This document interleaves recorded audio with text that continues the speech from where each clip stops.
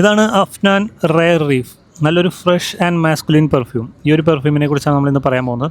അതിന് മുമ്പ് perfume related videos ഇഷ്ടമാണെങ്കിൽ നിങ്ങൾ ഈ പേജ് ഒന്ന് ഫോളോ ചെയ്തോ. ഒരുപാട് പെർഫ്യൂം കണ്ടൻസ് പുറകെ വരുന്നുണ്ട്. ഇതൊരു ഫ്രഷ് ആൻഡ് മാസ്കുലിൻ എന്ന് പറയാൻ കാരണം ഇതിൻ്റെ നോട്ട്സ് നോക്കി നമുക്ക് മനസ്സിലാവും.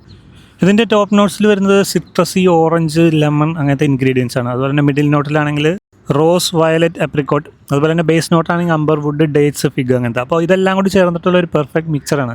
ഒരു ഓപ്പണിങ്, നല്ല ഫ്രഷ് ഓപ്പണിങ് വന്നിട്ട് അതുപോലെ ഡ്രൈ ഡൗണിലേക്ക് വരുമ്പോൾ ഒരു വുഡി ടച്ച് കിട്ടും.